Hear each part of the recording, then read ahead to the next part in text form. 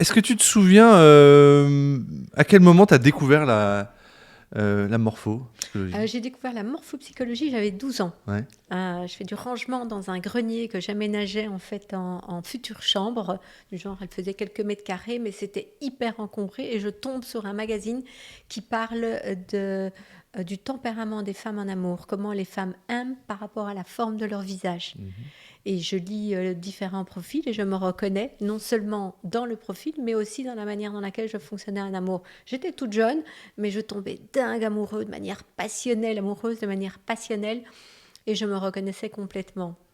Ce n'est qu'en 2006 que je commence à me former à la Hmm. morphopsychologie. D'accord. Et, Mais et c'est resté quand même dans un coin de ta tête pendant tout ce mais temps? c'était une obsession pour moi. C'est-à-dire qu'à partir de ce moment-là, je me suis plus regardée de la même façon et je regardais les autres différemment. Donc en m'interrogeant chaque fois sur ce que ça voulait bien dire d'eux. Hmm. Donc, Et tu as eu des codes de lecture très tôt, du coup? alors, je pense que mes codes de lecture sont venus par l'observation et le silence parce que j'ai grandi dans une famille où on nous a appris à nous taire. Hmm. Et donc, l'observation était très importante aussi par rapport au danger, à Hmm. observer où était le danger. Et donc, on a appris, on a tous appris dans la famille, mais moi, en l'occurrence, j'ai appris à observer les traits, aussi les mimiques, Mhm. mais surtout les traits. Et puis surtout, j'étais très très complexée par rapport à mon visage. Mhm.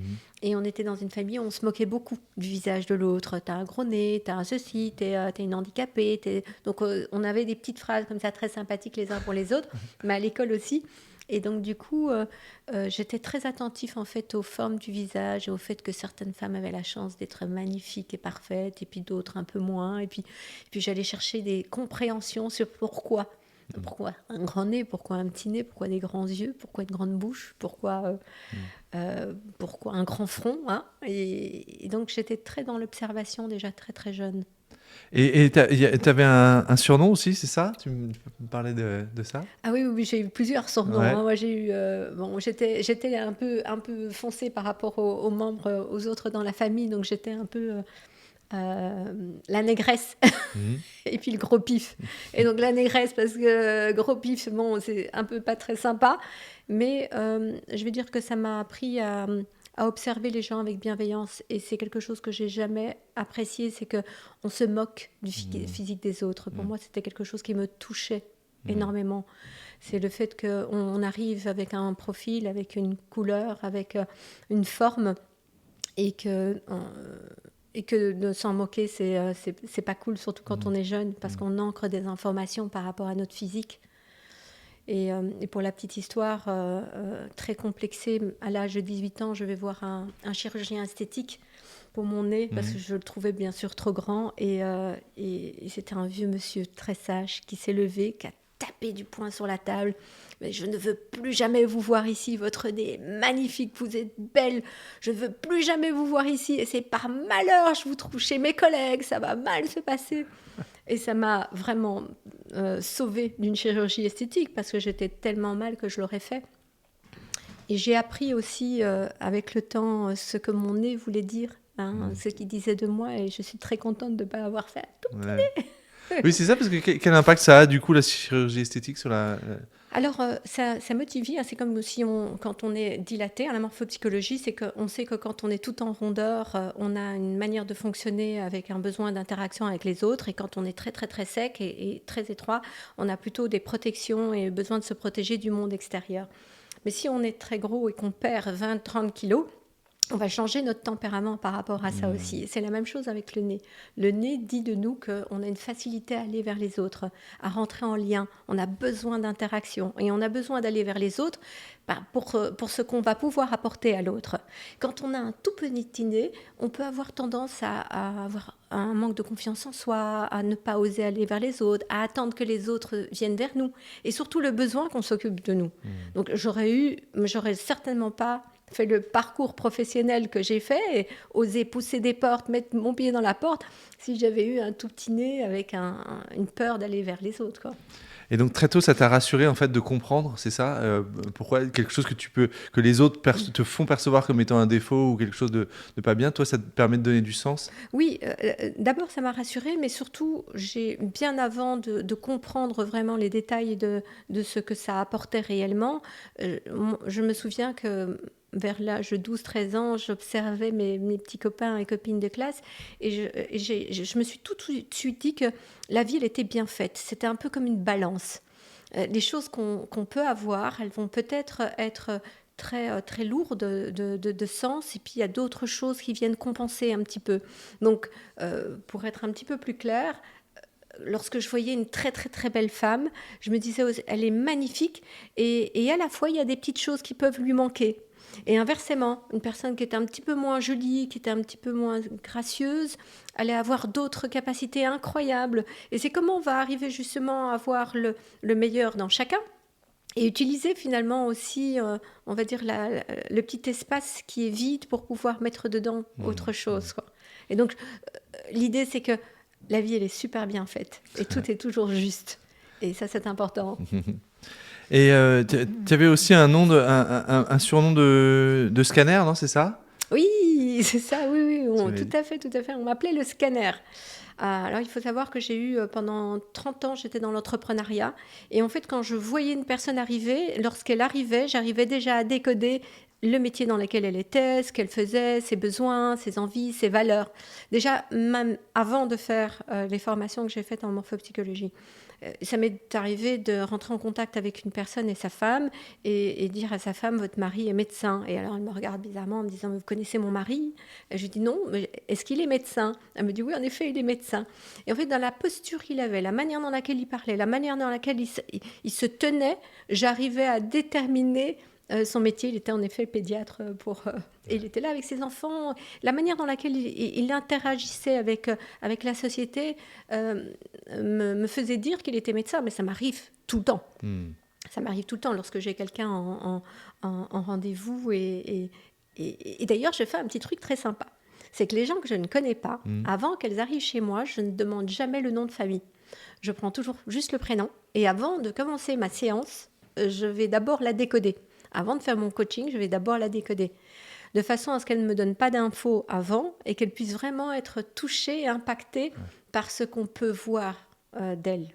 Donc tu demandes le prénom et la photo, c'est ça? Non, rien, même pas. Elle est en face de moi, je ne demande pas de photo, elle est en face de moi et je vais la décoder tout simplement en l'observant, en regardant les formes, les traits de son visage. Je vais pouvoir même lui dire quel est le don qu'elle a et quels sont les domaines dans lesquels elle aurait été le plus compétente.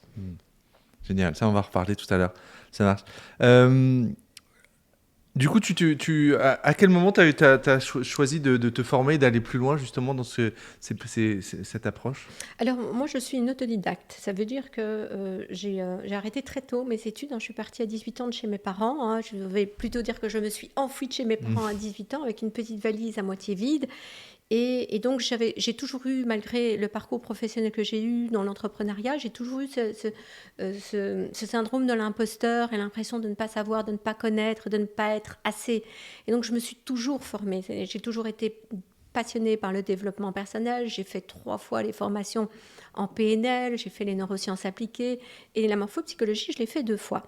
Parce que j'ai cette impression que sans être une experte, je ne suis pas légitime dans le fait d'accompagner les autres. Donc, ça m'est arrivé... Enfin, en tout cas, j'ai fait une rencontre tout à fait fortuite avec une personne qui est venue me voir et qui me disait je suis très en retard, j'ai une formation en morphopsychologie. Stop! Une quoi? Une formation en quoi? Et c'est comme ça que j'ai commencé... la morphopsychologie. Après la 2e année, le professeur m'a demandé si je pouvais la remplacer pour un cours. Et à la fin de ce cours, lorsque j'ai donné ce cours, je suis rentrée chez moi. À 4h du matin, j'étais encore réveillée. Je n'arrivais pas, tellement j'étais surexcitée par ce moment d'échange, de partage et de transmission. Et là, je me suis dit, bon, il faut que je l'enseigne. C'est mon truc, quoi. Il faut absolument que je le partage. Donc ouais, t'as senti une énergie en toi, en fait, c'est ça, très tôt. Et là, où tu t'es dit, là, il y a un truc, ça y est, c'est vraiment ma zone de génie. Alors moi j'ai toujours adoré transmettre, je suis même insupportable pour mes amis, mais insupportable. Dès que je lis un truc, j'appelle une de mes sœurs, je transmets, je transfère. Je ne peux pas faire autrement que de transmettre ce que j'ai appris. Et je peux être très désagréable pour certaines personnes, parce que ce côté un peu, attends, je vais t'apprendre quelque chose. Mais pour moi, ça me semble tout à fait impossible de savoir des choses et ne pas les partager avec les autres. Et donc, c'est quelque chose que j'ai toujours fait, puisque j'ai formé des gens à la vente très très tôt, lorsque j'étais dans ma vie précédente.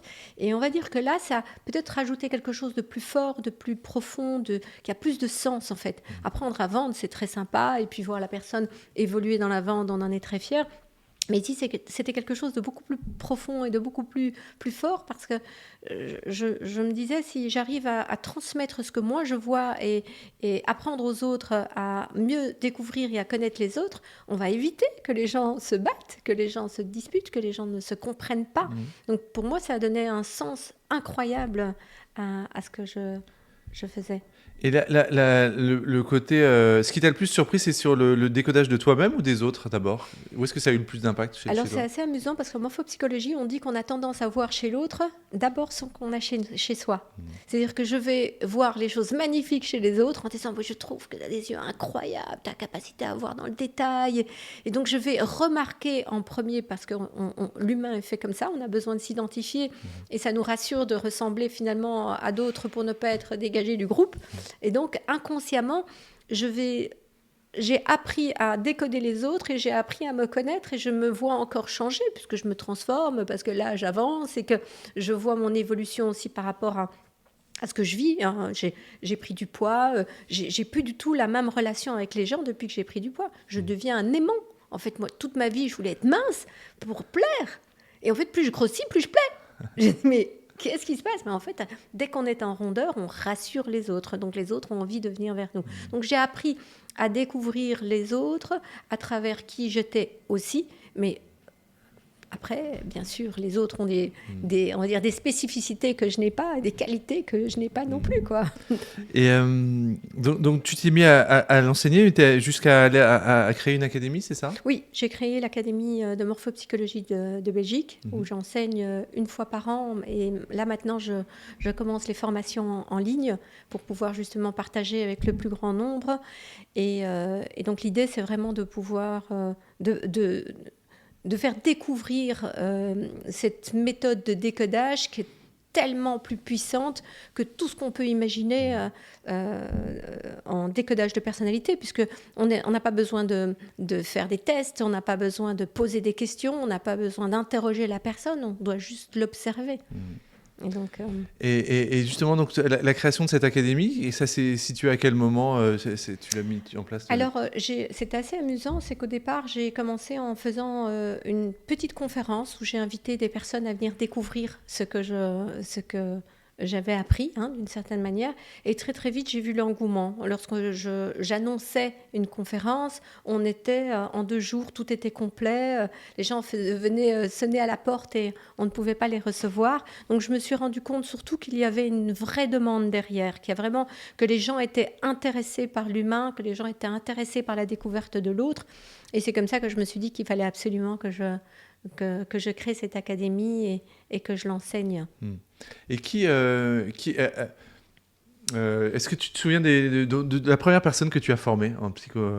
Alors c'était un groupe, et c'était en tout cas la première mini-conférence que j'ai faite a été comme une fourmilière, ça s'est multiplié. Donc c'est d'une douzaine de personnes, je me suis retrouvée avec un agenda full.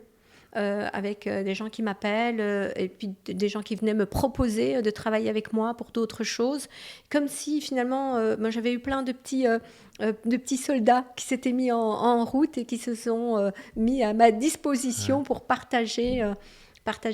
Je pense que c'est le côté très surprenant qui fait que les gens en parlent, parce que finalement on peut découvrir plein de choses communes, et ici c'est une niche où les gens sont assez surpris et surtout touchés par ce qu'ils découvrent, et du coup ils en parlent, et le fait d'en parler fait que d'autres personnes viennent vers moi.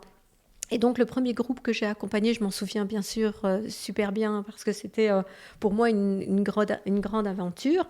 Et donc voilà, oui, je m'en souviens Ouais. tout à fait. Et c'est des gens avec qui je suis encore tout à fait en contact et qui de temps en temps m'envoient une photo en me disant est-ce que là j'ai bien lu? Est-ce que c'est vraiment ça? On a toujours des groupes sur lesquels on partage, donc on a une petite communauté, donc c'est assez très chouette, quoi.